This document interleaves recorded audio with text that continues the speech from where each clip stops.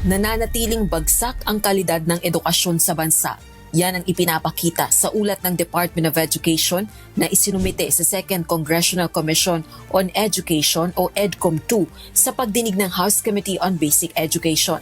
Lumabas sa March 2026 pilot run na Senior High School Literacy Assessment ng DepEd sa 1.4 million na mga mag-aaral sa grade 11.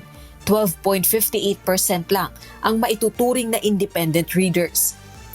Samantalang ang nalalabing malaking bahagi o halos 1.3 million ay mga tinatawag na instructional at frustration readers. Frustration readers ay mga hirap magbasa at umunawa, samantalang instructional readers naman ay ang mga nakakabasa pero kailangan pa ng gabay.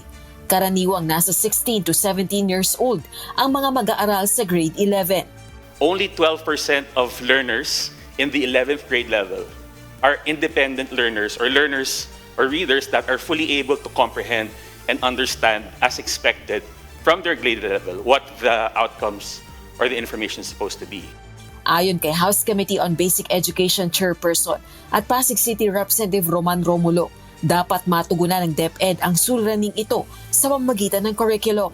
Higit anya ito sa usapin ng pagbabago sa instructional time o inaasahang pagpapatupad ng 3-term school calendar para sa 2026 at 2027.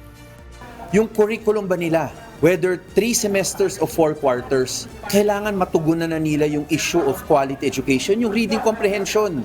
Kasi yun talaga yung issue eh. Si ACT Teachers Party List Representative Antonio Tino naman, iginiit na katunayan ito ng pagpalya ng K-12 program. Systemic yung problema. No? Hindi pwedeng sabihin isang factor lamang ito, kundi yung buong sistema mismo at yung mga incentives at all levels from the individual, from the teacher level to the school level hanggang sa buong sistema, yun ang lumikha ng ganitong sitwasyon. No? Na basically, para magtuloy-tuloy, ang takbo ng sistema kailangang ipasa. No, yun ang nangyayari. Pero nga ang resulta ay kalakhan ng mga gumagraduate ay wala nung competencies na kinakailangan ng isang senior high school graduate. Ayon sa tagapanguna ng House Committee on Basic Education, panahon na para sa DepEd na magsagawa ng masusing pag-aaral at internal na pag-uusap upang matugunan ang pangunahing suliranin sa reading comprehension. Nakita naman natin karamihan ng suggestions ay nanggaling from policymakers, third parties. So siguro, it is time for DepEd to be the ones to tell us. We appreciate po namin lahat ng ginagawa niyo at suggestion ninyo. Pero hindi kaya ng DepEd ma-implement lahat yan. Ang kaya ng DepEd para malutas natin itong problema sa functional literacy, ito ang gagawin ng DepEd.